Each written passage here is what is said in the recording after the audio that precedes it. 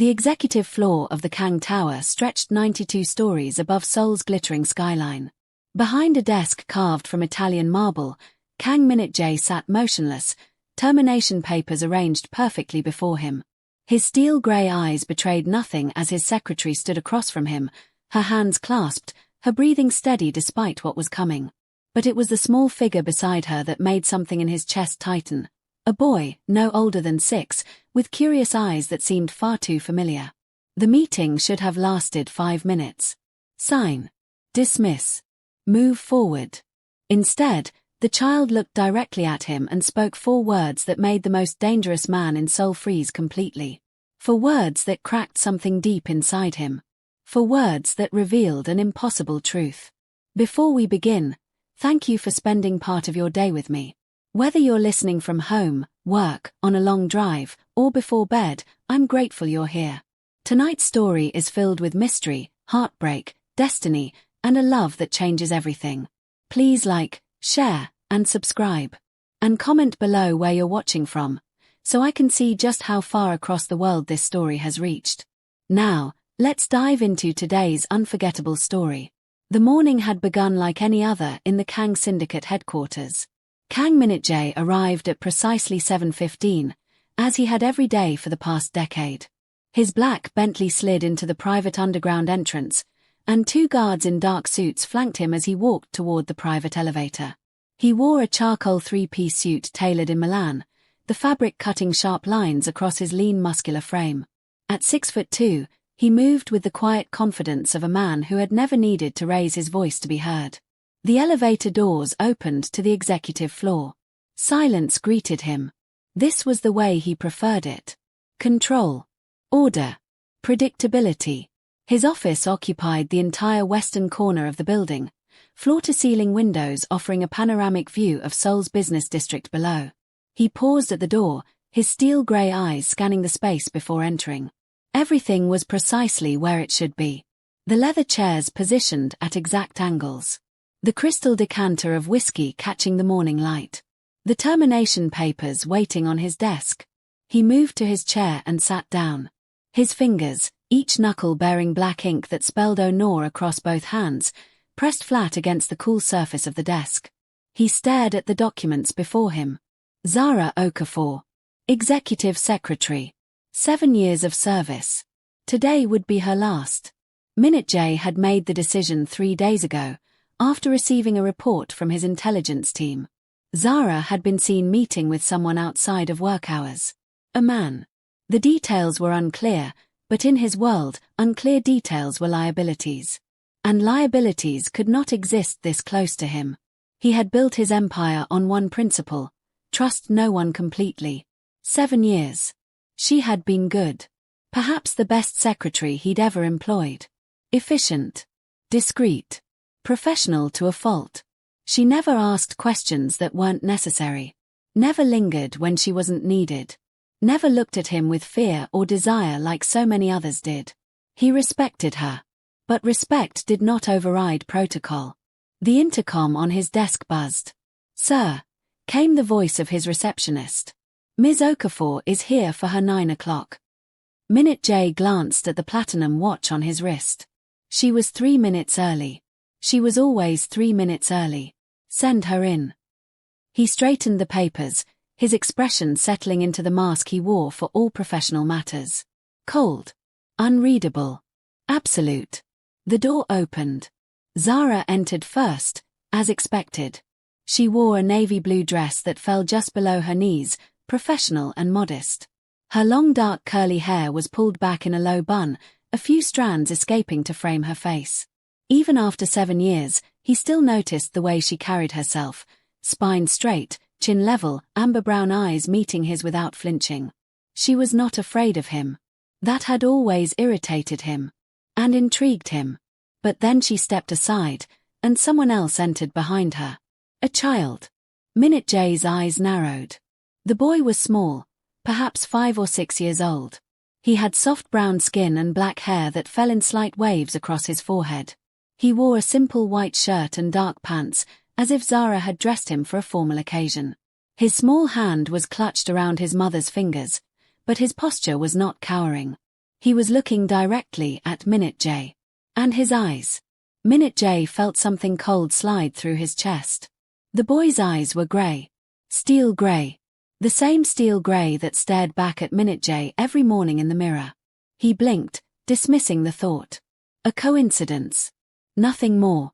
Ms. Okafor, he said, his voice flat. You were not authorized to bring a guest.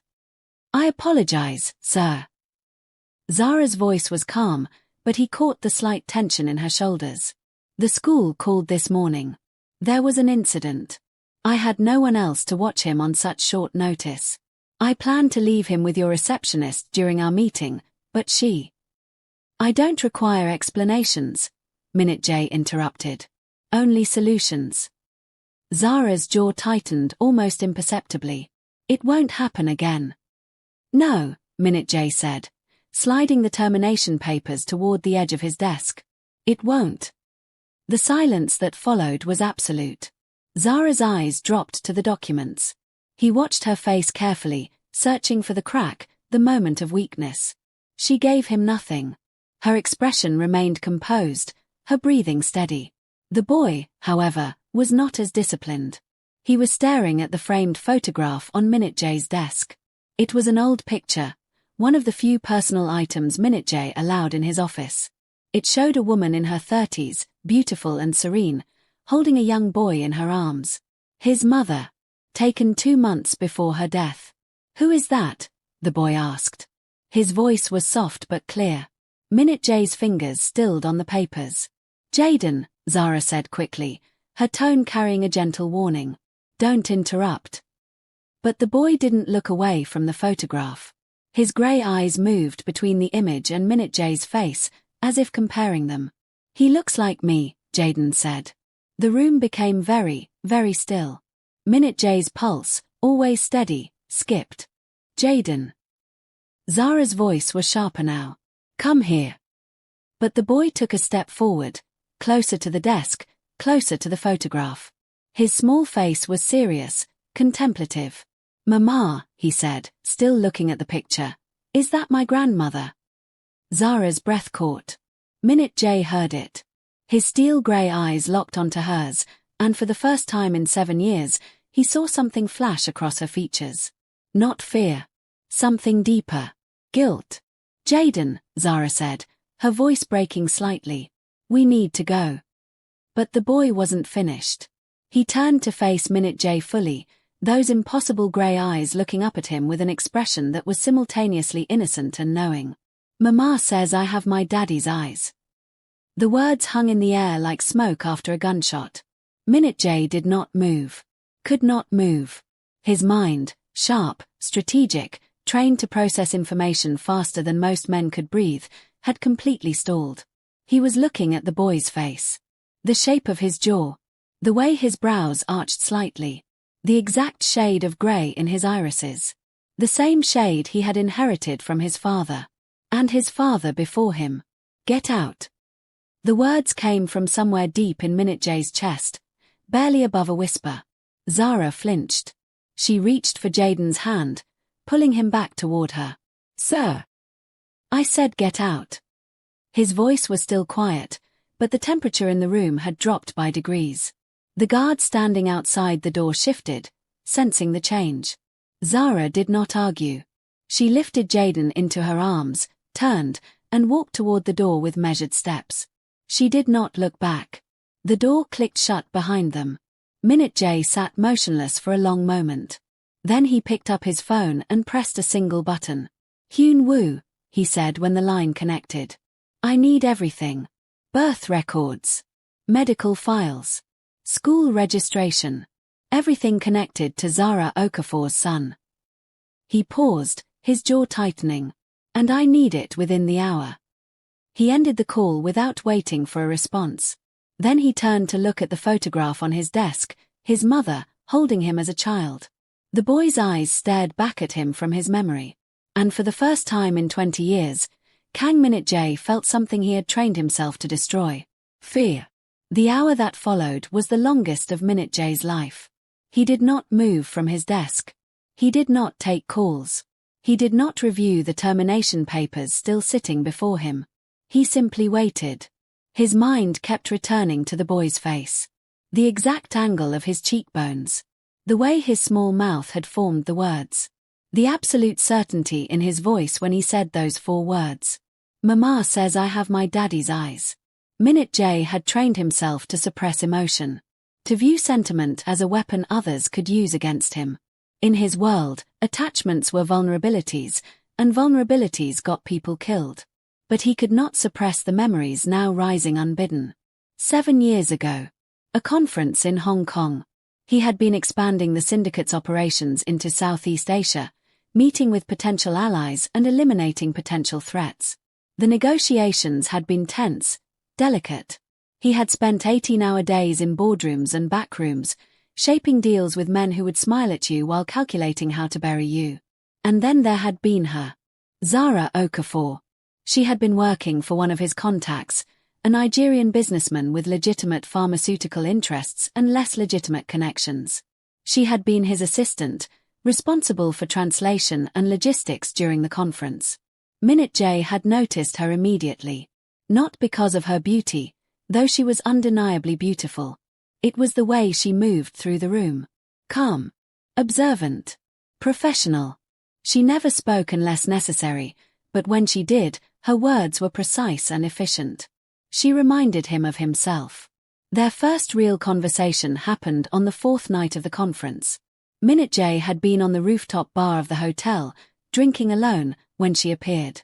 She had ordered a glass of wine and sat 3 seats away, not looking at him, not seeking his attention. He had been the one to speak first. That should have been his first warning. They talked for 2 hours that night. About nothing consequential. About everything that mattered.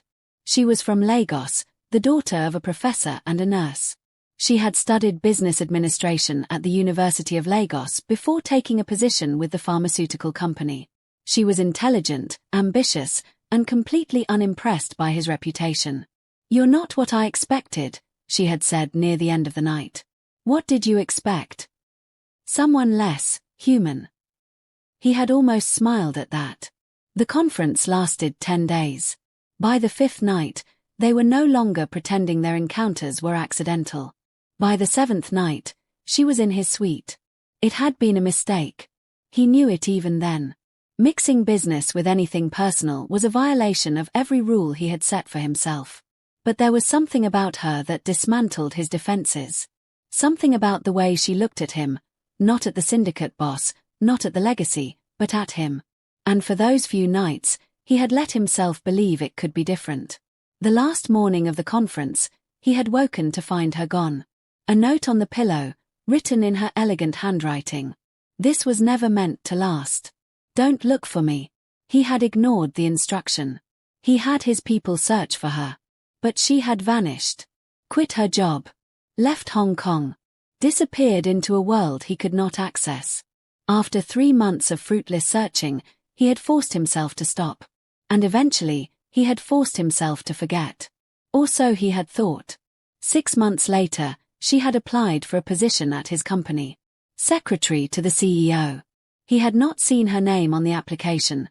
His HR department handled initial screenings. But he had seen her face the moment she walked into the final interview. She had looked directly at him, her expression unreadable. "Mr. Kang," she had said, as if they were meeting for the first time. "Thank you for the opportunity."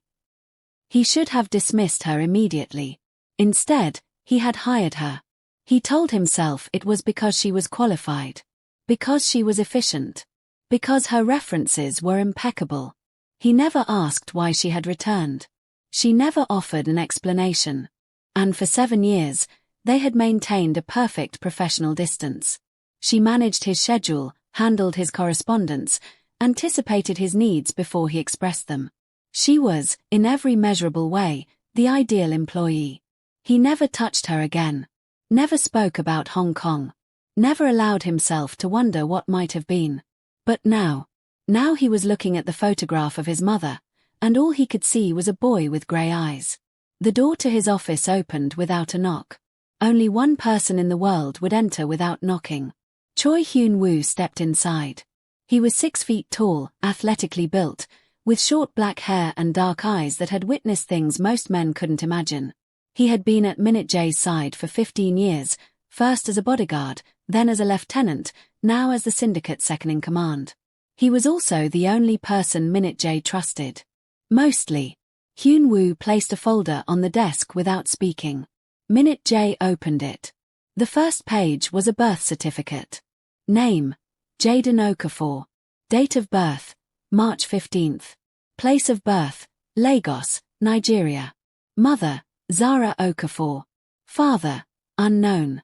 Minute J's eyes lingered on the last line. Unknown. He turned to the next page.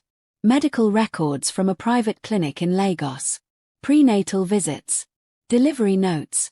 Pediatric appointments. He flipped through them quickly, searching. Then he found it. A single line in the genetic screening report. Paternal ancestry markers indicate East Asian heritage. His chest tightened. The next pages were school records. Registration forms. Emergency contact information. Photographs from class events. In every photograph, the boy's grey eyes stared back at him. The timeline fits, Hyun-woo said quietly. If she conceived during the Hong Kong conference, the birth date aligns perfectly. Minute J did not respond. He was looking at a photograph of Jaden at what appeared to be a school performance. The boy was standing on a small stage, wearing a costume, his face serious and focused. He looked exactly like Minute J's childhood photographs. Exactly. There's more, Hyun-woo continued. 6 years ago, she withdrew from all social media. Changed her phone number. Moved apartments twice in Lagos before returning to Seoul. She's been careful. Deliberate. She didn't want to be found. She didn't want me to find her, Minute J corrected. Hyun-woo was silent. Minute J closed the folder slowly. Where is she now? Still in the building. She's in the staff break room on the 42nd floor. The boy is with her. Minute J stood. For the first time in years, his hands were not entirely steady. Cancel all my appointments for the day. Hyun-woo nodded. And the termination papers. Minute J looked down at the documents still on his desk. The papers that would have ended Zara's employment. That would have sent her out of his building, out of his life, taking with her a truth he had never suspected. He picked up the papers and fed them into the shredder beside his desk. The machine whirred. The documents became confetti. There will be no termination, Minute J said. Not today. Not ever. He walked toward the door, then paused. Hyun-woo. Sir. Arrange a DNA test. Discreet. Use our private lab. His voice was calm, controlled, revealing nothing of the storm beneath. I need to be certain. And if the results confirm, then everything changes. Minute J left the office without another word. The elevator took 30 seconds to reach the 42nd floor. 30 seconds that felt like 30 hours. When the doors opened, he stepped into a corridor that led to the staff break room. His footsteps were silent on the marble floor. His expression was unreadable. He stopped outside the break room door. Through the small window, he could see inside. Zara was sitting at a table near the window, her back to him. Jaden was beside her, drawing something on a piece of paper with crayons borrowed from the receptionist.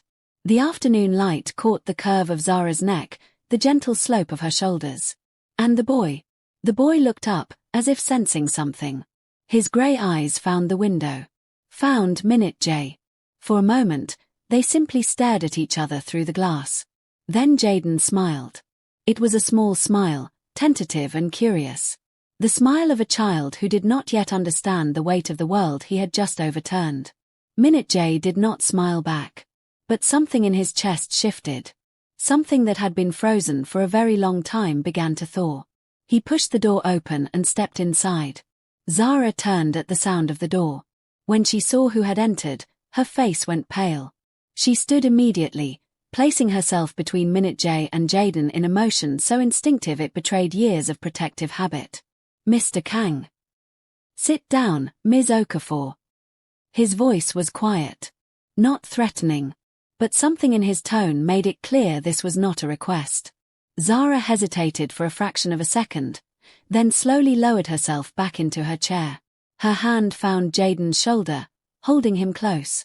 Minute J pulled a chair from another table and sat across from them. He was close enough now to see the details he had missed before. The way Jaden's small fingers gripped his crayon. The slight curl of his black hair. The exact angle of his jaw. His mother's warmth. His father's eyes. How old is he? Minute J asked. Zara's throat moved as she swallowed. 6. He turned 6 in March. March. 9 months after Hong Kong. And the father? The question hung in the air. Zara's amber-brown eyes met his, and for the first time since she had entered his office that morning, her composure cracked. He saw it, the flash of fear, of defiance, of something that might have been grief. Jaden, she said softly, not breaking eye contact with Minute J. Why don't you go get a juice box from the vending machine? The one down the hall. But Mama. Go on, sweetheart. I'll be right here. Jaden looked between his mother and Minute J. Something passed across his young face, a flicker of understanding beyond his years. Then he nodded, slid off his chair, and walked toward the door. He paused beside Minute J. You have nice cufflinks, he said seriously. They're shiny. Then he was gone. The door clicked shut behind him. Minute J and Zara were alone. Tell me, he said. It was not a request. Zara was silent for a long moment. Her hands were clasped in her lap, her knuckles tight. What do you want me to say? She finally asked. That I found out I was pregnant 3 weeks after Hong Kong. That I tried to contact you and was told, very clearly, that Mr. Kang did not wish to receive personal communications from former acquaintances. Minute J went still. I was told. Your people are very efficient, Zara continued, her voice steady despite the emotion trembling beneath it. Very thorough in their rejections. I called 3 times. I sent 2 letters. Each time, I was informed that my attempts to reach you were unwelcome and that further contact would be discouraged. The word hung in the air. Discouraged. He knew what that meant in his world. I never received any communication from you, he said slowly. I know. Her eyes met his. I figured that out eventually. After Jaden was born, I understood that whoever intercepted my messages had done so without your knowledge. But by then... By then what? By then, I had already made my choice. Your choice. She lifted her chin. To raise him alone. To keep him away from your world. To give him a normal life, with a mother who loved him, without the complications of a father who... Who what? Who had made it very clear that he didn't do attachments. The words struck him like a physical blow. Because she was right. He had said those exact words to her. That last night in Hong Kong. When she had asked him what came next, he had told her the truth, that he did not do attachments, that his life had no room for sentimentality, that whatever they had shared was temporary by design. He had believed he was being honest. Now he understood he had been cruel. Why did you come back? He asked. Why apply for a job in my company? Zara's expression flickered. Because I was running out of money. Because my visa was expiring. Because you were the only person who could give me a job that paid enough to support a child while allowing me to stay in a country with better opportunities for him. You could have told me then. And what would you have done? Her voice sharpened. Acknowledged him. Brought him into your world. Made him a target for everyone who wants to hurt you. She shook her head. I watched you for 7 years, Minute J. I saw how you operate. I saw the threats, the violence, the enemies. I saw what happens to people who get close to you. You're still alive. Because I was nobody. Because I was just a secretary. Because no one ever suspected I was anything more to you than an employee. Her voice broke slightly. I did what I had to do to protect my son. Our son. The words formed in his mind, but he did not speak them. Not yet. I need a DNA test, he said instead. To confirm. Something shifted in Zara's expression. You already know. He did. He had known the moment those grey eyes met his. But he needed the proof. The documentation. The certainty that would allow him to take the next step. I need confirmation, he repeated. Zara was silent for a long moment. Then she nodded slowly. Fine. But on one condition. You're not in a position to make conditions. I'm his mother. Her voice hardened. That puts me in exactly that position. They stared at each other across the table. The air between them was charged, electric, filled with years of unspoken words and buried feelings. What's your condition? He finally asked. Whatever happens next, whatever you decide to do, you do not disrupt his life without my consent. You don't show up at his school. You don't send your people to watch him. You don't make any decisions about his future without consulting me first. He's my son. He doesn't know that. Zara's eyes glistened. He doesn't know anything about you except that his mother works for a man with grey eyes like his. If you want to be part of his life, you do it slowly, carefully, on terms that don't traumatize a 6-year-old. Minute J's jaw tightened. Every instinct in him rebelled against her words. He was Kang Minute J. He did not ask permission. He did not negotiate. He took what was his and protected it with absolute force. But this was different. This was a child. His child. A child who had smiled at him through a window, who had commented on his cufflinks, who had no idea that his entire life was about to change.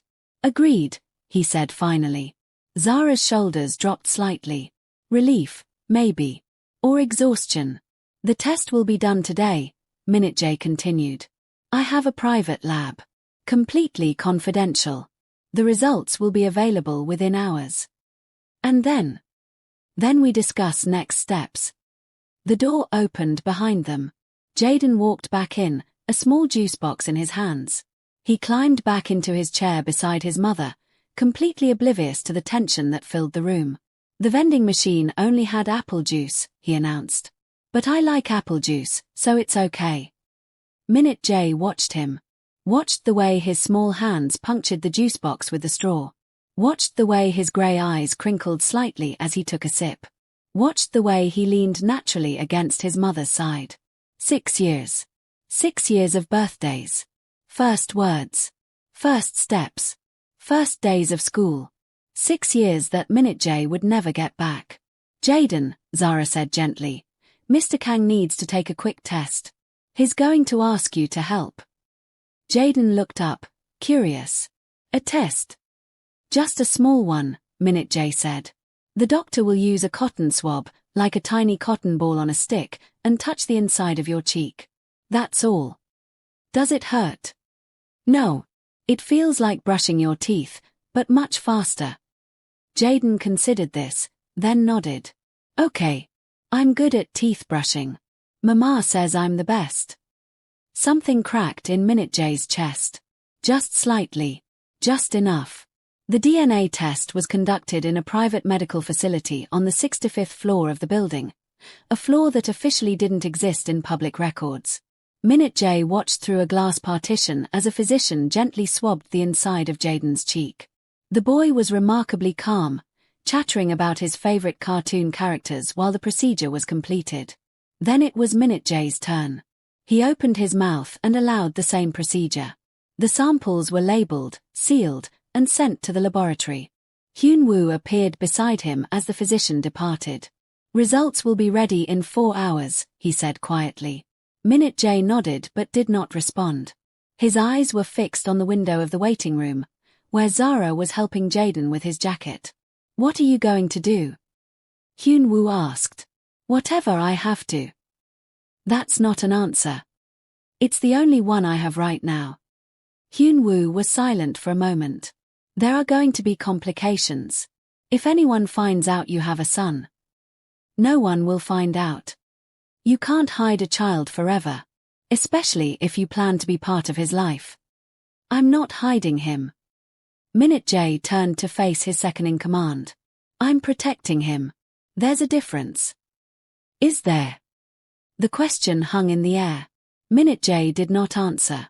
He walked toward the waiting room instead, his footsteps measured, his expression carefully controlled. Zara looked up as he entered, her hand instinctively tightening on Jaden's shoulder. The results will take a few hours, Minute J said. In the meantime, you'll both stay here. I'll have food brought up. Anything you need. We can't stay here indefinitely, Zara said. You can until I know for certain. Her jaw tightened. And after? After, we talk. Zara stared at him for a long moment, something unreadable in her amber brown eyes. Then she nodded once. Fine. But Jaden needs lunch. And he has homework to finish. My assistant will arrange whatever you require. He turned to leave. Minute J. He stopped. It was the first time she had used his given name since Hong Kong. I never wanted this, she said quietly. I never wanted him to grow up without a father. But I did what I thought was right. What I thought would keep him safe. He turned to face her. You kept him from me. I kept him alive. The words struck him with unexpected force. Because she was right. His world was violent. Unforgiving. Full of men who would use any weakness against him. If his enemies had known about the boy, about a child carrying his bloodline, he didn't want to think about what might have happened. We'll talk, he said finally. After the results. He left the room before she could respond. But her words followed him through the corridor, into the elevator, back to his office. I kept him alive. For 6 years, she had carried this burden alone. Made impossible choices. Sacrificed her own peace of mind to protect a child. His child. He sat behind his desk and stared at the city below. 4 hours until the results. 4 hours until his entire life either confirmed what he already knew, or proved him wrong. He found himself hoping, with an intensity that surprised him, that he was right. The results arrived at 4:47 p.m. Hyun Woo delivered them personally, placing a sealed envelope on Minute J's desk without ceremony. Minute J stared at it for a full minute. Then he opened it. His eyes scanned the document. The technical language. The percentages. The conclusion. Probability of paternity. 99.9998%. He read the number 3 times. Then he set the document down slowly. His hands were steady. His heart was not. It's confirmed, Hyun Woo said. It wasn't a question. Yes. What happens now? Minute J stood and walked to the window. Seoul stretched out before him, a city of 20 million people, of endless ambition and endless danger. He had spent his entire adult life mastering this city, bending it to his will, building an empire that would outlast him. And now he had a son who had his eyes, his blood, his legacy, a son who had spent 6 years not knowing he existed. Now, Minute J said quietly, I become a father. The word felt foreign on his tongue, but not wrong. Not wrong at all. He found them in the private suite on the 68th floor. Jaden was asleep on the couch, a blanket tucked around him, his small chest rising and falling with each breath. Zara sat in an armchair nearby, her eyes watching the door as if she had been expecting him. Minute J entered quietly, his footsteps silent on the carpet. He fell asleep after dinner, Zara said softly. He was tired. It's been a long day. Minute J nodded, but his eyes were on the boy. On his son. He moved closer, stopping a few feet from the couch. In sleep, Jaden's face was peaceful, unguarded. The tension that had been present earlier, the careful observation, the quiet awareness, was gone. He was just a child. Small and vulnerable and perfect. The results came back, Minute J said. Zara's breath caught. And his mine. The words hung in the air between them. Zara closed her eyes for a moment. When she opened them again, they were glistening. I know, she whispered. I always knew. Minute J turned to face her. Why didn't you tell me? Not then. After. When you came to work for me. When you saw me every day for 7 years. Why didn't you tell me the truth? Because I was afraid. Of me. Of what you would do. She stood, wrapping her arms around herself. I watched you, Minute J. Every day. I saw how you handled threats. How you eliminated problems. How you controlled everything and everyone around you. And I kept thinking, what if he becomes just another thing you need to control? What if you take him away from me? What if you decide I'm not fit to raise him? I would never. You might have. Her voice cracked. 7 years ago, you might have. The man I met in Hong Kong, the man who told me he didn't do attachments, he might have seen a child as a complication. An inconvenience. Something to be managed rather than loved. The accusation struck deep. Because he couldn't deny it. The man he had been 7 years ago, cold, controlled, utterly focused on power, might indeed have handled this differently. Might have seen Jaden as a liability. A weakness to be hidden or eliminated. But that man had been changing. Slowly. Imperceptibly. Every day he had spent watching Zara from across the office. Every moment he had noticed the grace in her movements, the intelligence in her observations, the strength in her silence. She had been changing him without either of them realizing it. And now? He asked quietly.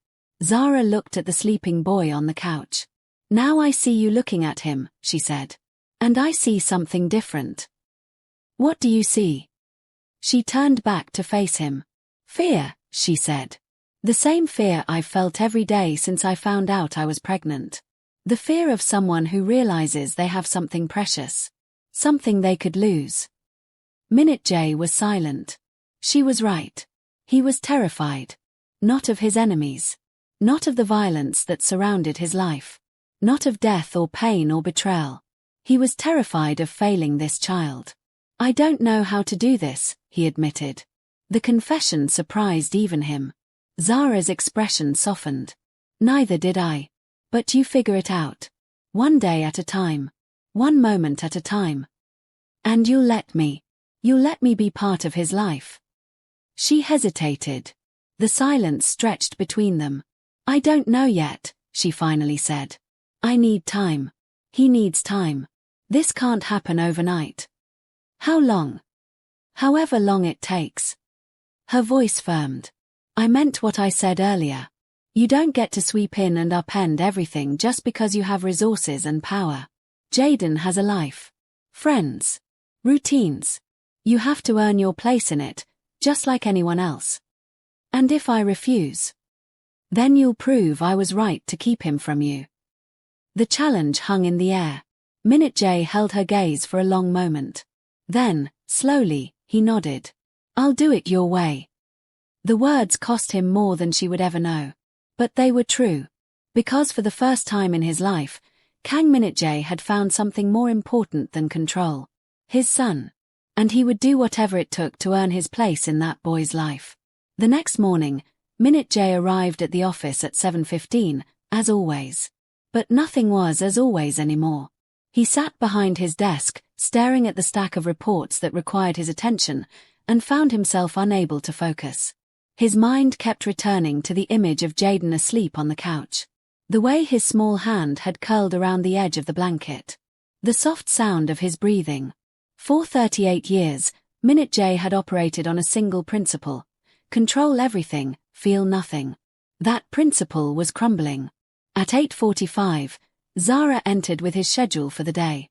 She was dressed in her usual professional attire, a grey blouse and black slacks, but something about her seemed different. She stood a little straighter. Met his eyes a little more directly. As if a weight had been lifted. Or shifted. Your 9 o'clock with the construction consortium has been moved to 10, she said, placing a folder on his desk. And Mr. Park from the investment group called to confirm dinner tonight at 7. Minute J nodded absently. Where is he? He asked. Zara didn't need to ask who he meant. At school. I dropped him off an hour ago. His teacher said they're doing a science project today. Building volcanoes or something. He was excited. Building volcanoes. Minute J tried to remember the last time he had been excited about anything that didn't involve acquisition targets or territory disputes. He couldn't. I want to see him, he said. Zara's expression tightened slightly. We talked about this. Slowly. Carefully. I know. I'm not asking to pick him up from school or introduce myself as his father. He stopped, searching for words. I want to see him. From a distance. Just to know he's safe. Zara studied him for a long moment. That's not creepy at all, she said dryly. I'm the head of a criminal syndicate. Creepy is relative. A flicker of something, amusement, maybe, crossed her face. Fine. But if any of your people spook the teachers or the other parents, I will end you. Noted. She turned to leave. Zara. She paused at the door. Thank you, he said. For letting me do this. She didn't respond. But she didn't leave immediately either. For a moment, they simply looked at each other across the office. Two people bound together by a secret, by a child, by a history neither of them had fully processed. Then she nodded once and walked out. Minute J watched her go. And for the first time in a very long time, he allowed himself to hope. At 12:30, Minute J's car pulled to a stop across the street from Seoul International Academy. It was an elite private school, catering to the children of diplomats, executives, and the extremely wealthy. Minute J had investigated the institution thoroughly after learning Jaden was enrolled there. The security was excellent. The teachers were highly qualified. The curriculum was designed to produce global citizens. He had also arranged for additional security measures to be implemented without Zara's knowledge. Motion sensors on the perimeter. Plainclothes guards at every entrance. Facial recognition software tied to his personal database. If anyone connected to his enemies approached that school, he would know within seconds. He didn't tell Zara about these measures. Some things were easier without permission. Now he sat in the back of his car, watching through tinted windows as children poured onto the playground for recess. His eyes scanned the crowd, searching. There. Jaden emerged from a side door, carrying what appeared to be a soccer ball. He was wearing the school's standard uniform, navy blazer, white shirt, grey shorts, and his hair was slightly disheveled from whatever activities had occupied his morning. He looked happy. Minute J watched as Jaden joined a group of other boys on the field. They kicked the ball back and forth, laughing and shouting in the way children did.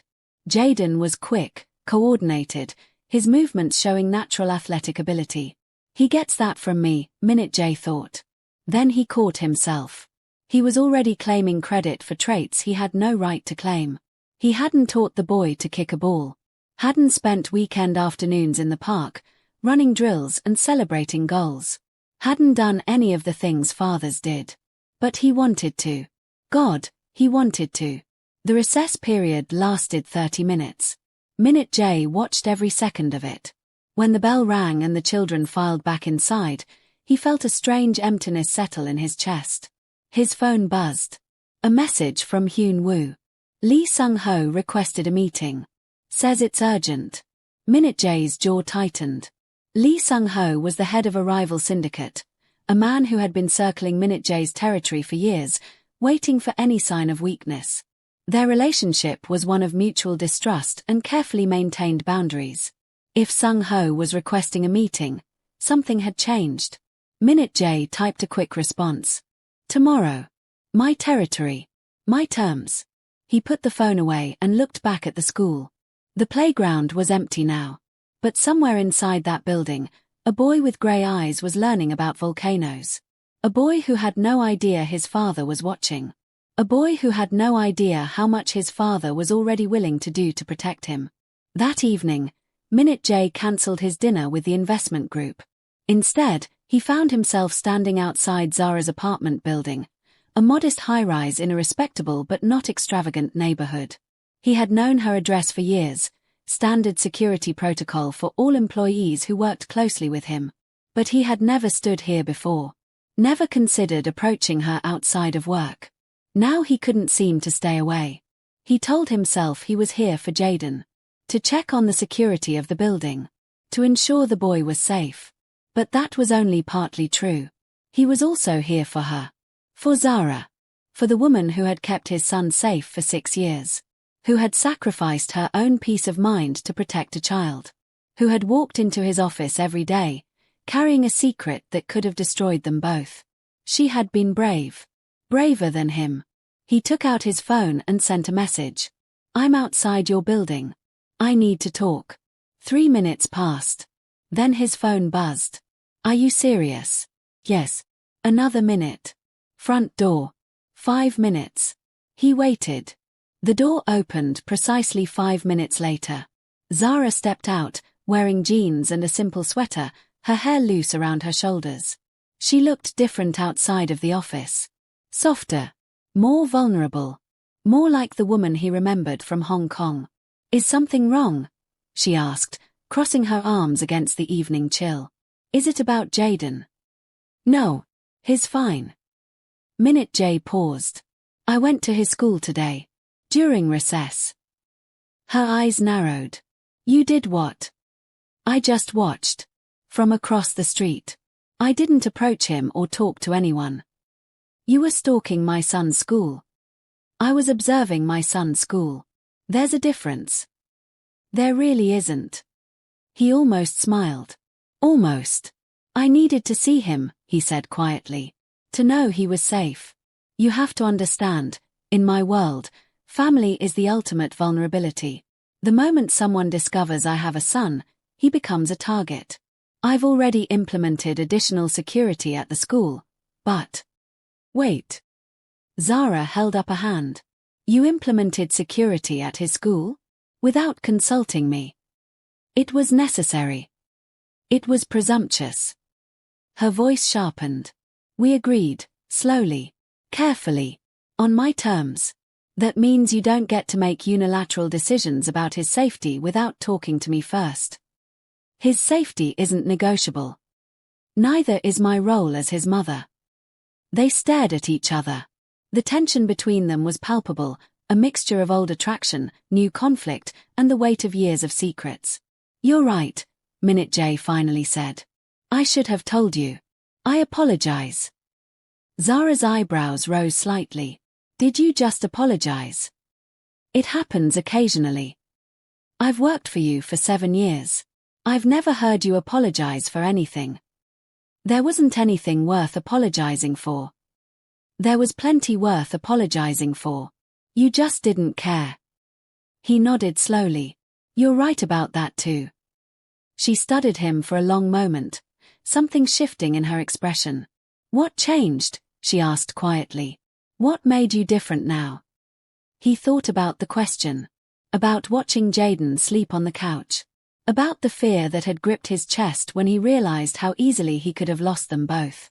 About the way his carefully constructed world had shattered the moment a 6-year-old boy spoke 4 words. Him, he said. He changed everything. Zara was silent. Then, slowly, she uncrossed her arms. Do you want to come inside? The apartment was small but warm. Colorful artwork, clearly created by a child, decorated the walls. Books were stacked on every available surface. The furniture was comfortable rather than stylish, chosen for function over form. It was the opposite of Minute J's penthouse. It felt more like a home than anything he had ever owned. He's asleep, Zara said, nodding toward a closed door at the end of the hallway. He was exhausted after school. Something about a volcano that didn't erupt properly. Can I see him? Zara hesitated, then nodded. She led him down the hallway and carefully opened the door. The room was small, painted light blue, with glow-in-the-dark stars scattered across the ceiling. Jaden was curled in his bed, a stuffed elephant clutched to his chest, his breathing soft and steady. Minute J stood in the doorway, watching. This was his son. His blood. His legacy. And he had missed 6 years of moments exactly like this. I read to him every night, Zara whispered beside him. He likes adventure stories. Brave heroes. Happy endings. Does he ask about his father? Sometimes. Her voice was careful. He knows his father exists. I never lied about that. I told him his father lived far away and couldn't be with us, but that he loved him. You told him I loved him. I told him his father loved him. I didn't know if it was true, but I thought every child deserves to believe they're loved. Minute J's chest tightened. I do, he said quietly. I don't know how yet. I don't know how to be a father. But I love him. I think I loved him the moment I saw those eyes. Zara was quiet for a long moment. Then she reached out and gently closed the bedroom door. "Come on," she said. "I'll make tea. We have a lot to discuss." They sat at her small kitchen table, cups of untouched tea cooling between them. "I don't know how to do this," Minute J admitted. "I've never had a family." "Not really. My father died when I was 12. My mother a year later. I've been alone for most of my life." "You have your syndicate." "That's not family. That's loyalty bought with fear and profit. Some people would say there's not much difference. Some people haven't seen what real family looks like." Zara tilted her head. "Have you?" He thought about it. "No," he said finally. "But I've seen its absence. I know what it feels like to be alone. To have no one who cares about you beyond what you can provide. I don't want that for him." "Neither do I." "Then let me be part of his life. Really part of it. Not watching from a distance. Not implementing security measures without telling you. Actually present. Actually involved. That's not as simple as you make it sound." "I know. Your world is dangerous. I know that too. And you can't just buy your way into a child's heart. It takes time, patience, consistency, things you've never shown any aptitude for." "Then I'll learn." Zara's eyes searched his face. "Why?" she asked. "Why does this matter so much to you? 2 days ago, you were about to fire me without a second thought. Now you're sitting in my kitchen talking about becoming a father. What changed?" "I told you. He changed everything." "That's not enough of an answer. I need more." Minute J was silent for a long moment. Then he reached into his jacket and pulled out the photograph he had taken from his office. His mother, holding him as a child. He set it on the table between them. "I was 8 when this was taken," he said. 2 months later, my father was killed by a rival syndicate. A year after that, my mother died. Heart failure, the doctors said. But I always knew it was grief. She couldn't survive without him." Zara looked at the photograph. "I spent the next 20 years building walls," Minute J continued. "Becoming someone no one could hurt. Someone who didn't need anyone. Someone who would never experience that kind of loss again. And then a 6-year-old boy looked at me with my mother's eyes and asked if I was his grandmother." He paused. "And I realized that all those walls I built hadn't protected me. They had just left me alone." Zara's breath caught. "I don't want to be alone anymore," he said quietly. "I don't want to miss any more of his life. I don't want to wake up in 20 years and realize I had a chance to be a father and I let it slip away." She was silent. The clock on the wall ticked softly. "Okay," she finally said. "Okay. Okay. We can try this. Slowly. Carefully. But we try." Something in Minute J's chest released. "Thank you."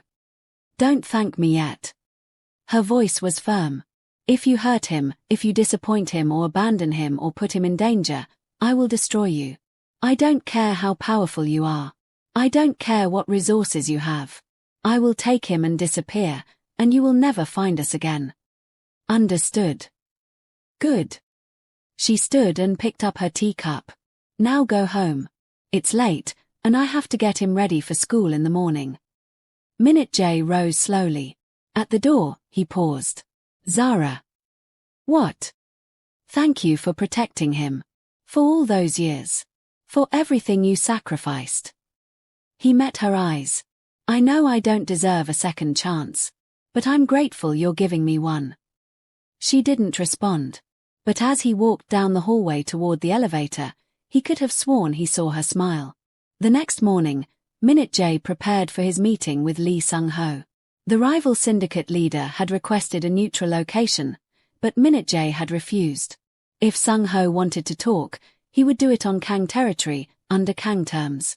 The meeting was scheduled for noon at one of Minute J's private clubs, an exclusive establishment in Gangnam that served as a front for higher-level negotiations.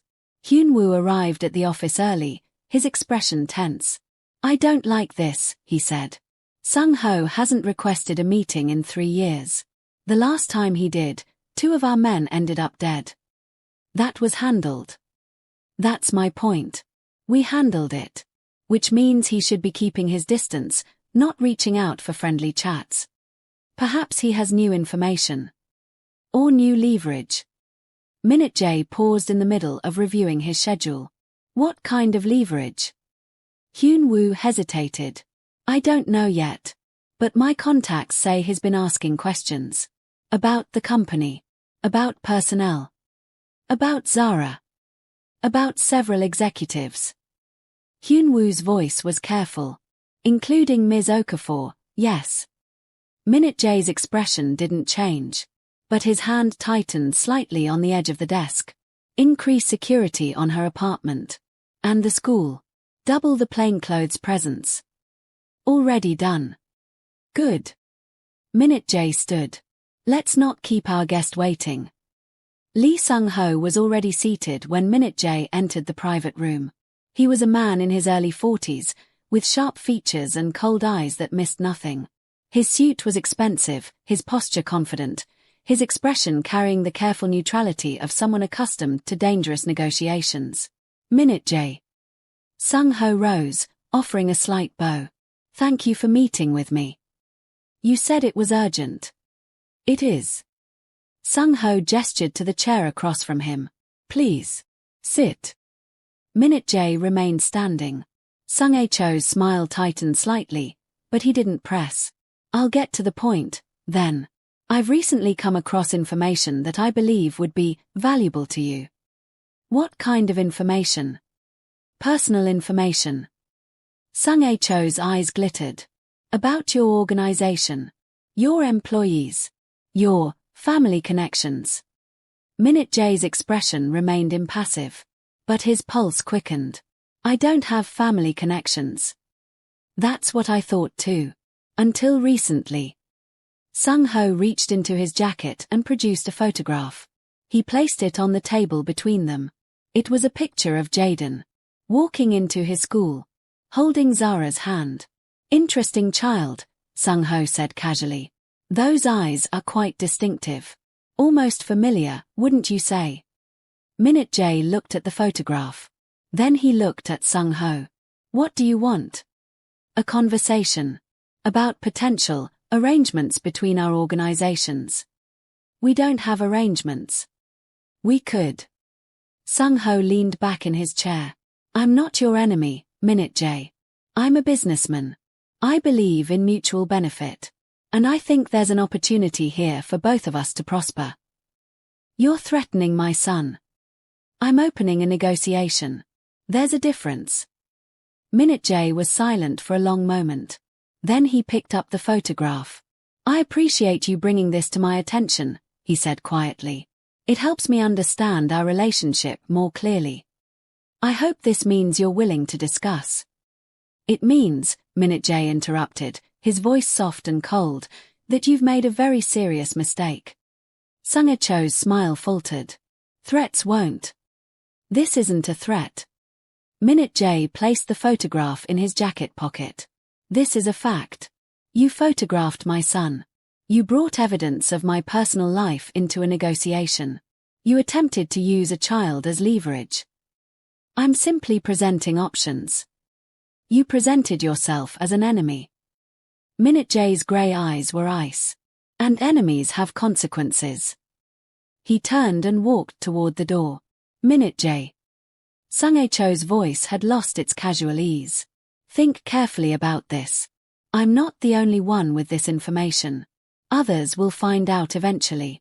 Wouldn't it be better to have me as an ally then? I don't need allies who threaten children. He opened the door. This conversation is over. I suggest you leave my territory while you're still able to. He walked out without looking back. In the car, Hyun Woo was waiting. How bad? He knows about Jaden. Minute J's jaw was tight. He photographed him at school. I'll have the security footage reviewed. Find out who was watching. Do it quietly. I don't want Zara to know yet. She needs to know. If the boy is in danger, I'll tell her myself. Tonight. Minute J stared out the window at the passing city. But first, I need to address the immediate threat. What do you want me to do? Find out everything about Sung Ho's operations. Every business. Every contact. Every vulnerability. And then? Minute J's expression hardened. Then we remove him from the equation. Permanently. The hours following the meeting with Lee Sung-ho were consumed by preparation. Minute J returned to his office and immediately began mobilizing resources. Phone calls were made to contacts across the city. Intelligence was gathered from sources embedded in rival organizations. Financial records were pulled, analyzed, and cross-referenced. By evening, he had a comprehensive picture of Sung Ho's vulnerabilities. The rival syndicate leader had overextended himself. Several of his businesses were hemorrhaging money. His alliance with a Chinese trading group had collapsed 6 months ago, leaving him desperate for new revenue streams. His attempt to leverage Jaden was not a position of strength, it was a gamble made by a man with few remaining options. But desperation made men dangerous. And dangerous men did unpredictable things. I want eyes on Sung-ho at all times, Minute J told Hyun-woo. Every movement. Every meeting. Every phone call he makes.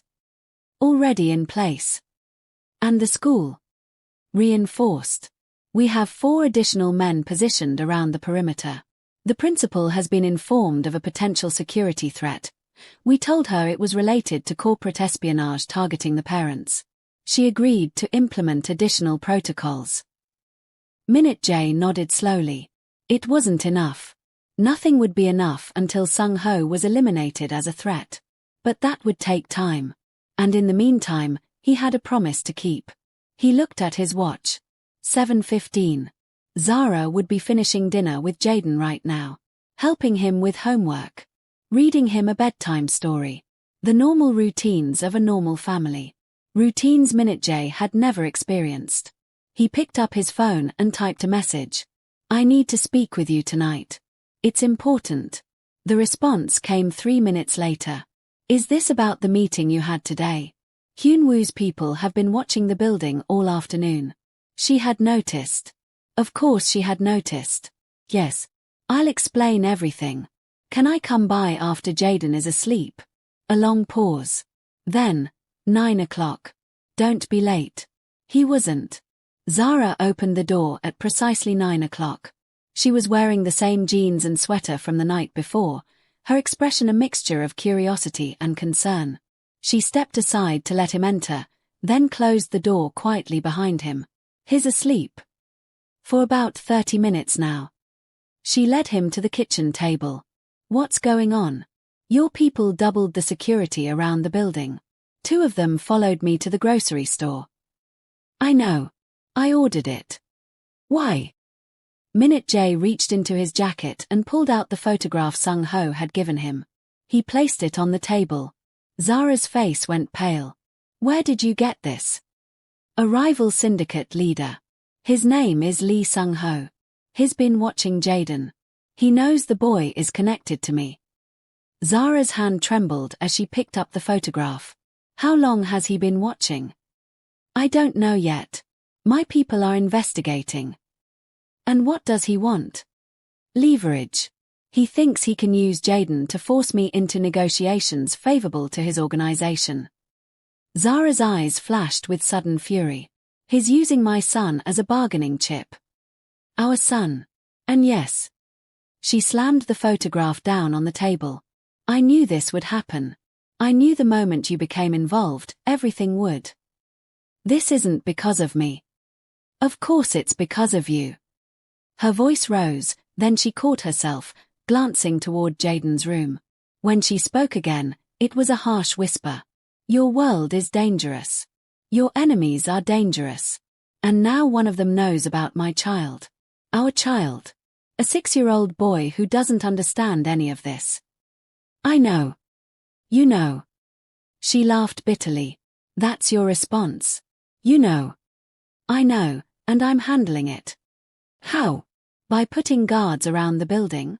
By having people follow me to buy milk? By eliminating the threat? Minute J's voice was calm, Cold. Sung-ho made a mistake when he photographed Jaden. He revealed his intentions. Now I know exactly what he wants and exactly how desperate he is. That gives me the advantage. And in the meantime, while you're working on your advantage, what happens to Jaden? Nothing. I won't let anything happen to him. You can't promise that. I can. He met her eyes. I've spent 25 years building this organization.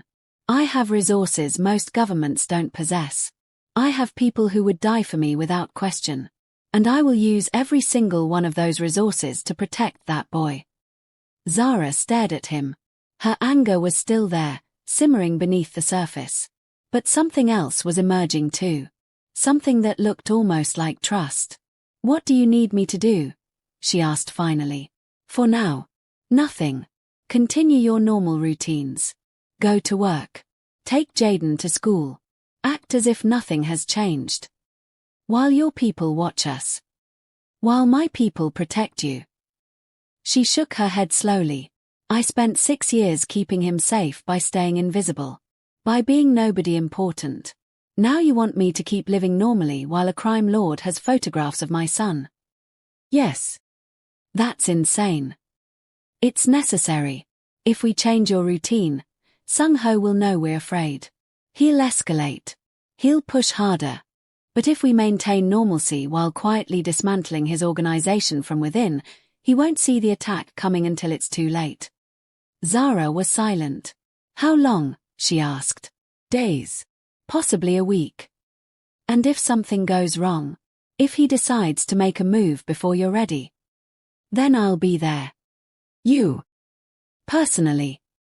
She studied his face for a long moment. You're serious. I've never been more serious about anything in my life. Something shifted in her expression. Okay, she said quietly. I'll trust you. But if anything happens to my son?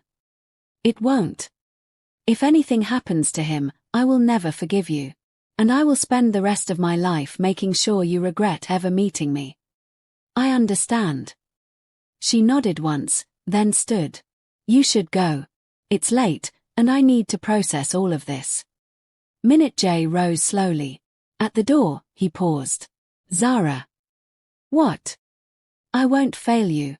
Either of you. She didn't respond. But as he walked to the elevator, he could feel her watching him.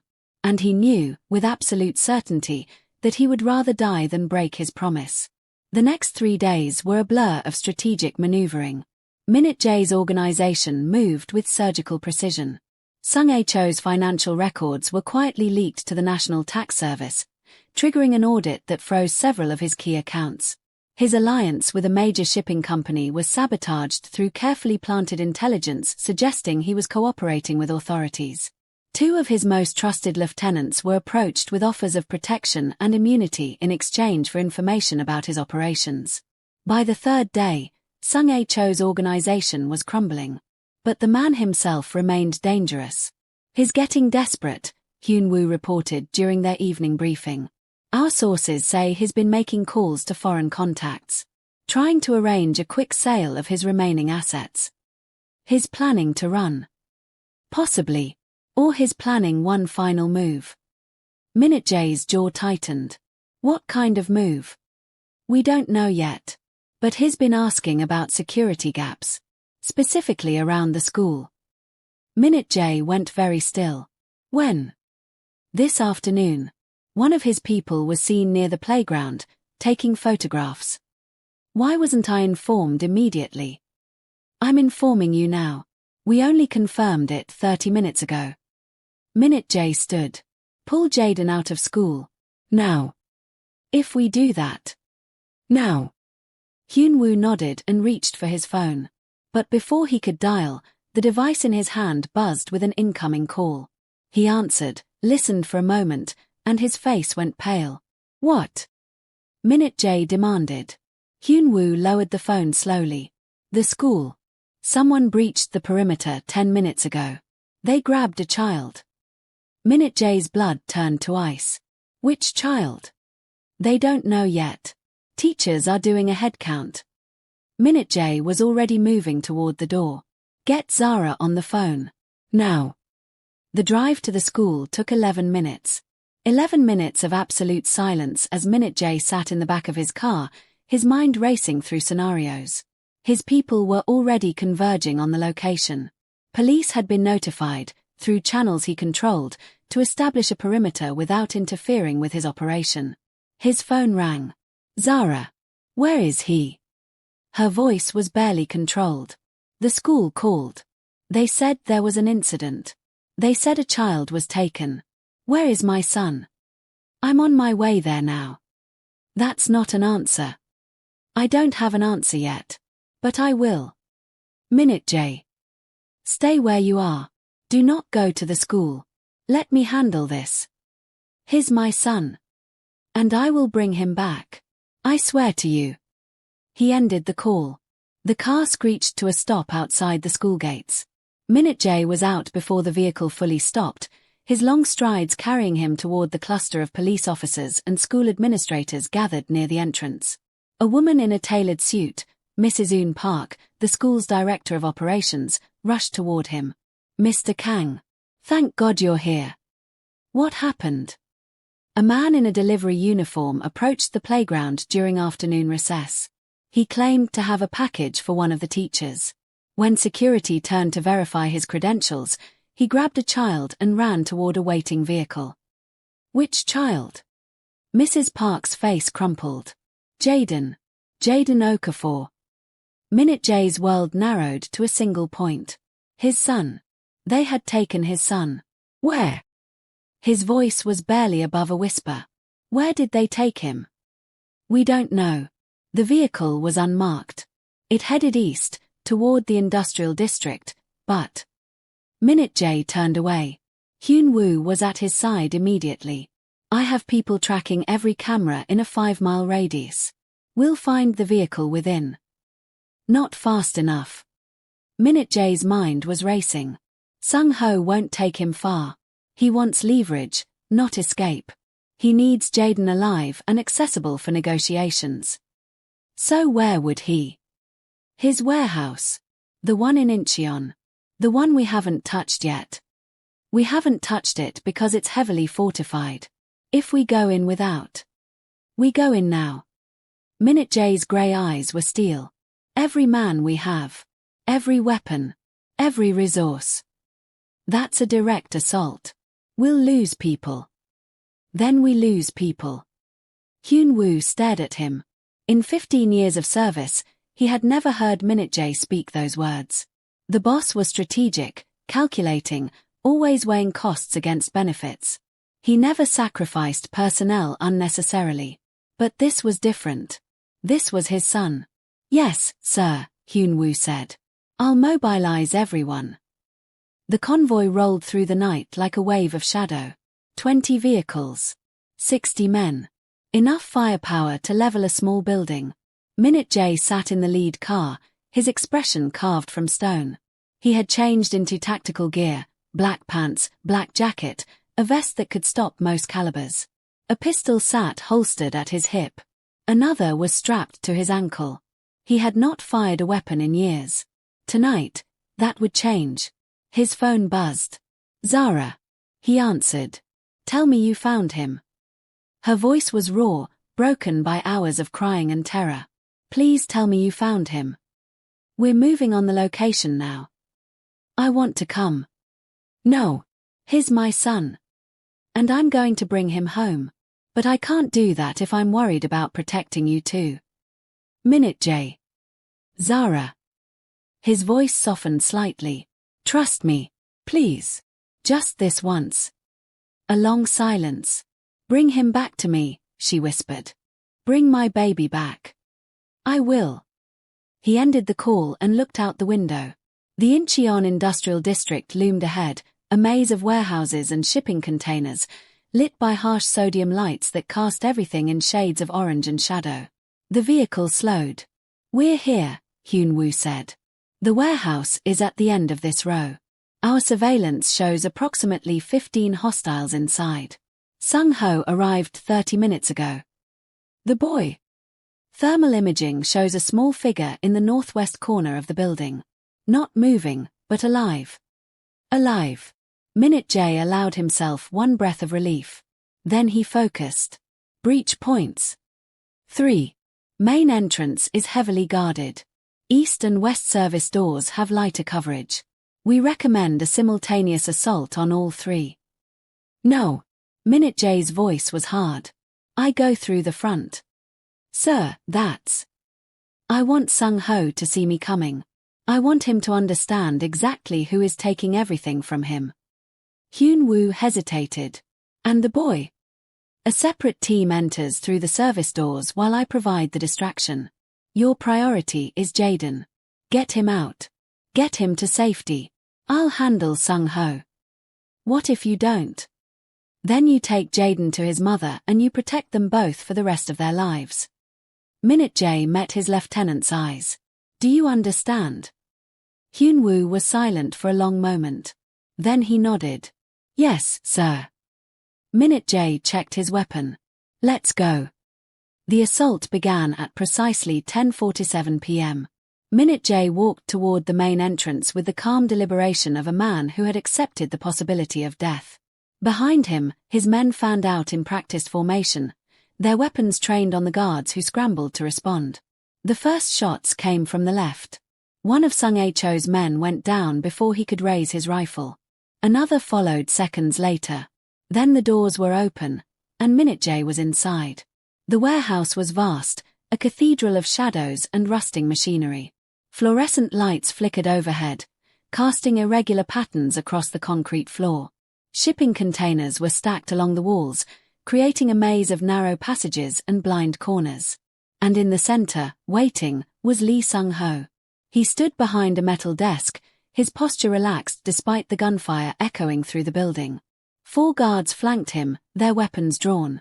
On the floor beside him, bound with rope and gagged with a dirty cloth, was Jaden.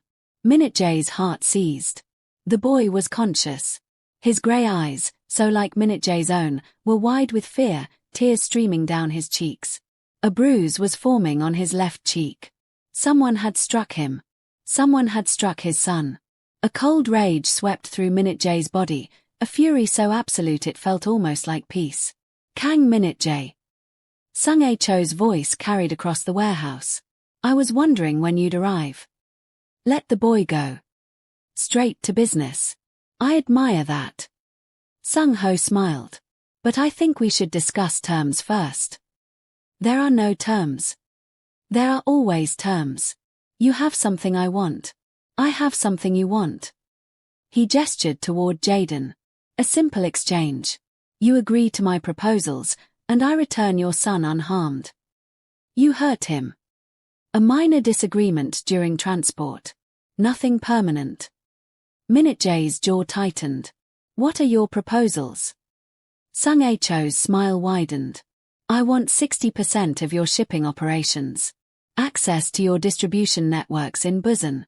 And a formal alliance between our organizations. Generous. I thought so. The answer is no. Sung Cho's smile faltered. I don't think you understand the situation. I understand perfectly. Minute J took a step forward. You're a desperate man with a failing organization. You gambled that my son would give you leverage. And you lost. I have the boy. Not for long. As if on cue, the west service door exploded inward. Hyun Woo's team poured through, their weapons blazing. 2 of Sung Cho's guards went down before they could react. The remaining 2 opened fire, creating chaos that split attention in multiple directions. In the confusion, Minute J moved. He crossed the distance to Sung Ho in seconds, his weapon raised. One shot took out the guard to the left. Another dropped the guard to the right. Then it was just the 2 of them. Sung Ho scrambled backward, reaching for a pistol at his belt. Minute J was faster. His hand closed around Sung Cho's wrist, twisting sharply. The crack of bone was audible even over the gunfire. Sung Ho screamed, his pistol clattering to the floor. Minute J kicked it away. You touched my son. It was business. You bruised his face. I didn't. one of my men. You're responsible. Minute Jae pressed the barrel of his gun against Sung Cho's forehead. This is what happens to people who threaten my family. He pulled the trigger. The aftermath was efficient.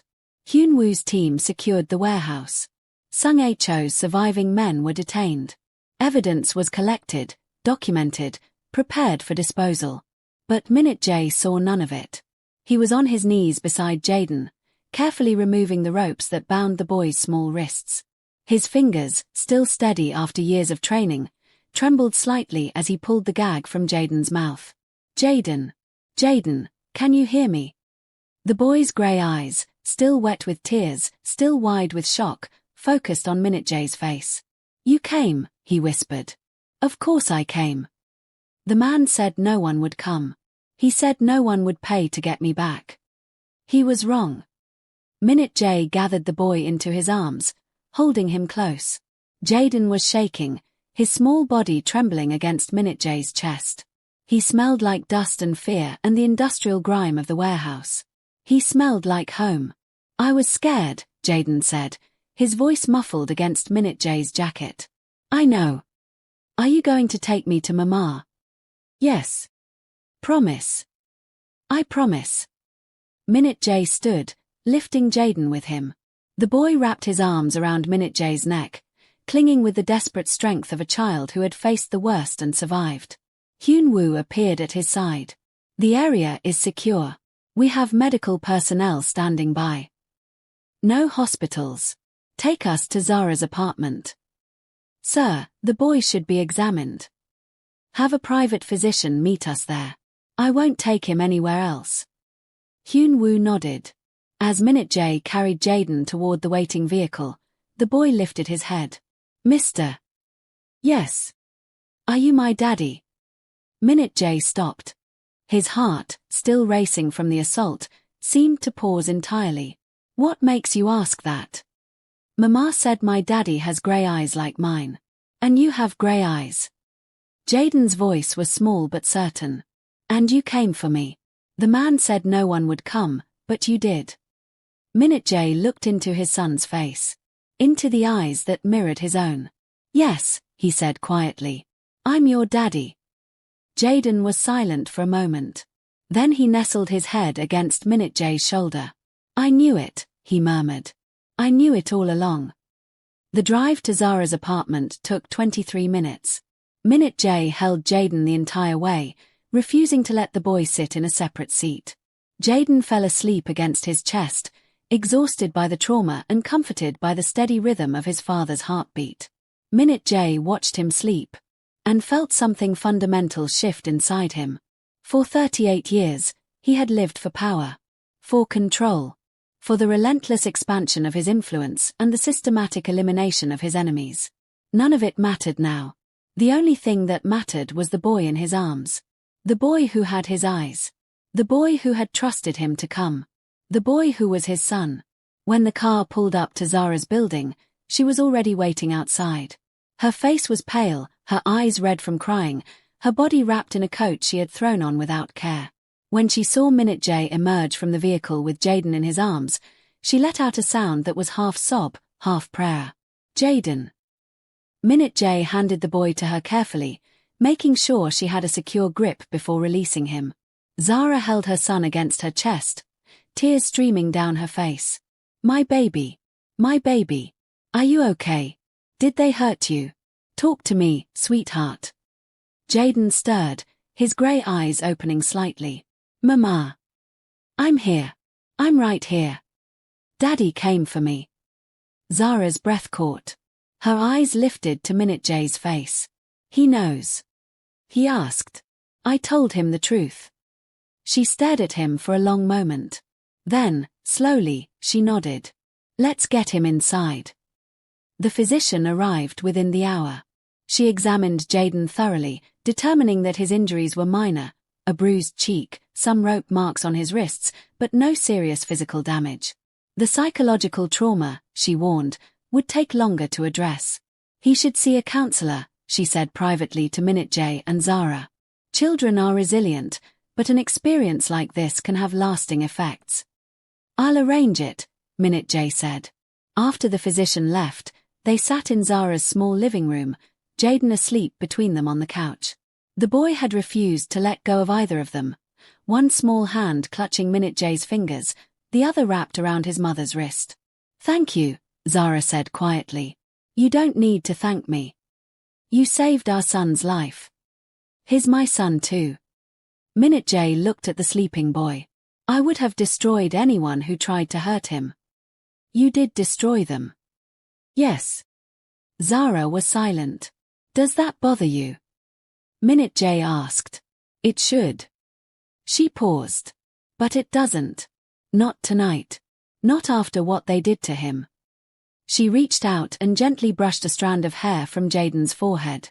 "I've spent 6 years protecting him from your world. And tonight, your world saved him. My world put him in danger in the first place. Maybe." Her voice was thoughtful. "Or maybe Sung-ho would have found out eventually, regardless of your involvement. Maybe he would have used Jaden against me, as a way to get to you through the company." "That's generous." "I'm feeling generous." She almost smiled. "You kept your promise. I told you I would." "I know. But I didn't believe you." "Not really. I thought," she stopped, her voice catching. "I thought I was going to lose him tonight. I thought I would never see him again." Minute J reached across Jaden's sleeping form and took her hand. It was the first time he had touched her since Hong Kong. She didn't pull away. "I won't let anything happen to him," he said. "Or to you. Ever. You can't control everything." "I know. But I can try." She looked at their joined hands. Then at his face. "Stay," she said quietly. "What?" "Tonight. Stay here. He'll be confused when he wakes up. He'll have questions. He'll want both of us." Minute J was silent. "I'll sleep on the floor," he said finally. "Or the chair. Wherever you." "The couch. You can take the couch." He nodded. And for the first time in 7 years, Kang Minute J spent the night under the same roof as the woman who had haunted his dreams and the son he had never known existed. Morning came slowly. Minute J woke to find Jaden standing beside the couch, watching him with those impossibly familiar grey eyes. "You're still here," the boy said. "Yes." "Are you going to stay forever?" Minute J sat up slowly. "I don't know about forever. But I'm going to stay for a very long time." Jaden considered this. "Okay." He climbed onto the couch beside Minute J. "Do you know how to make pancakes?" "No. Mama knows. She makes really good ones. With chocolate chips. Maybe she can teach me." Jaden nodded seriously. "And then you can make them for me. That's what daddies do." Something cracked in Minute J's chest. "Not painful. Healing." "Yes," he said softly. "That's what daddies do." The weeks that followed were a gradual transformation. Minute J reduced his involvement in the day-to-day operations of the syndicate, delegating more responsibility to Hyun Woo and his other lieutenants. He still maintained control, still made the final decisions on major matters, but he was no longer consumed by the work. Instead, he was consumed by his family. He attended Jaden's school events, sat through piano recitals and soccer games, helped with homework he barely understood and art projects that left paint stains on his expensive suits. He learned to make pancakes. It took 7 attempts before they were edible. Jaden ate every single one, declaring them the best pancakes in the world. Minute J knew the boy was lying. He didn't care. And slowly, tentatively, he and Zara began to rebuild what they had lost in Hong Kong. They started with small things. Coffee in the mornings. Conversations over dinner. Late-night discussions about Jaden's future, about his education, about the kind of man they wanted him to become. They talked about everything except the obvious. The attraction that still crackled between them. The unspoken words that hung in every silence. The way her eyes lingered on his face when she thought he wasn't looking. 3 months after the incident with Sung-ho, Minute J arrived at Zara's apartment to find her alone. "Jaden's at a sleepover," she explained, stepping aside to let him enter. "His first one." He was so excited he barely slept last night. And you? I'm terrified. She smiled weakly. I've never spent a night without him since he was born. He'll be fine. I know. But knowing doesn't stop the fear. She moved to the kitchen, her back to him. I made dinner. Nothing fancy, just pasta. I thought maybe we could. Zara. She stopped. Minute J crossed the room until he was standing behind her. Close enough to feel the warmth of her body. Close enough to see the slight tremor in her shoulders. Turn around. She did. Her amber-brown eyes met his. We've been avoiding this for 3 months, he said quietly. Avoiding what? You know what? She didn't deny it. I'm scared, she admitted. Of me. Of everything. Of how I feel. Of what might happen if we try this again and it fails. Of what that would do to Jaden. And if it doesn't fail. She was silent. Minute J reached out and cupped her face in his hands. I've spent 7 years pretending you didn't matter to me. 7 years watching you every day and telling myself it was professional. 7 years remembering Hong Kong and convincing myself it was just a mistake. Was it? No. His voice was rough. It was the first real thing I'd felt in years. And walking away from it was the worst decision I ever made. Zara's breath caught. I don't know how to do this, she whispered. I don't know how to be with you. You're the head of a criminal syndicate. You've killed people. I know what I am. His eyes held hers. I know what I've done. I'm not asking you to forget any of it. I'm asking you to let me prove I can be more. For Jaden. For all of us. She stared at him for a long moment. Then she rose on her toes and kissed him. It was soft at first, tentative, questioning. But when he responded, pulling her closer, her hands fisting in his shirt, the kiss deepened into something more. Something hungry and desperate and years in the making. When they finally broke apart, both breathing heavily, Zara rested her forehead against his chest. This is either going to be the best thing we've ever done, she murmured, or a complete disaster. I'm betting on the first option. You always were a gambler. Only when the stakes are worth it. She looked up at him. And I'm worth it. You and Jaden are worth everything. The months that followed were not easy. There were arguments, heated discussions about security and privacy and the ever-present tension between Minute J's world and the normal life Zara wanted for their son. There were moments of doubt, when old wounds reopened and old fears resurfaced. But there were also moments of joy. Jaden's 7th birthday, celebrated with a party that Minute J had secretly arranged, complete with professional entertainers and a cake shaped like a superhero. A trip to Lagos to meet Zara's family, where Minute J sat through hours of scrutiny from her parents before finally earning her father's grudging respect. The first time Jaden called him Dad in public, without hesitation, without self-consciousness, as if it was the most natural thing in the world. And slowly, carefully, they built a family. Not a perfect family, but a real one. 1 year after the incident with Sung Ho, Minute J made a decision. He spent weeks planning, consulting with Hyun Woo and his most trusted advisors. There were concerns, objections, warnings about maintaining power structures and showing weakness. He listened to all of them. Then he did what he had decided to do anyway. He stepped back from the syndicate. Not completely, he maintained ownership and oversight, still made decisions on critical matters. But he transferred day-to-day control to Hyun Woo, establishing a structure that would allow him to be present for his family without abandoning the organization entirely. It was a compromise. Zara called it a miracle. I never thought you'd do this, she said, the night he told her about the transition. I never thought you could let go. I haven't let go. I've just adjusted my priorities. That sounds very corporate. Would you prefer something more romantic? Try me. He pulled her close.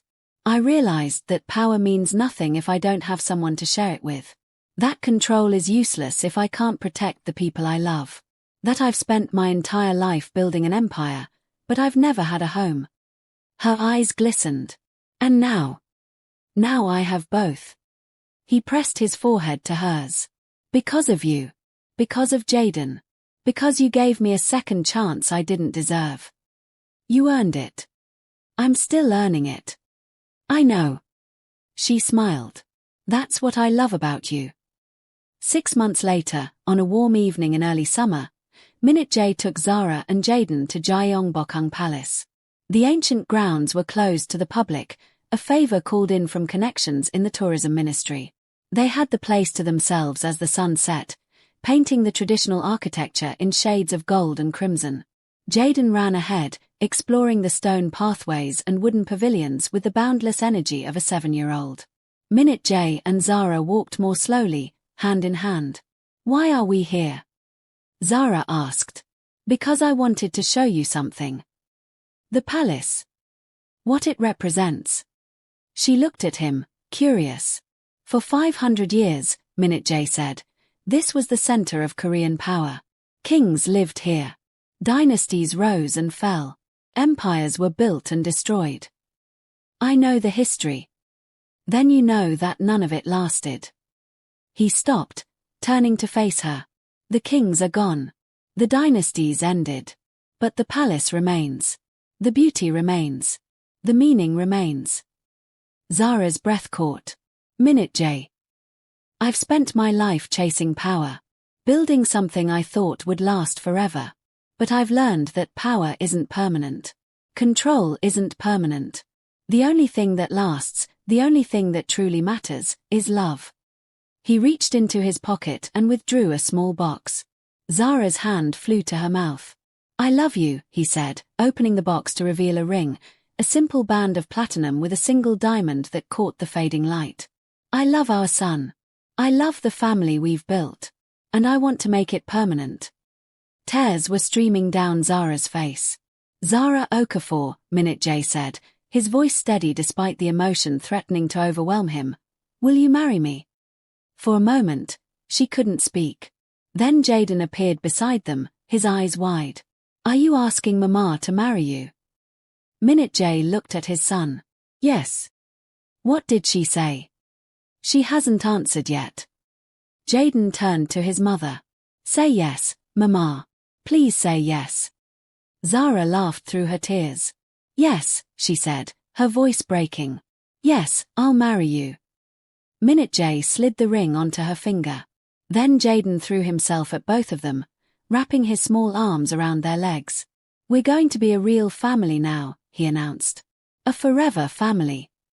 Minute J lifted his son into his arms and pulled Zara close with his other arm.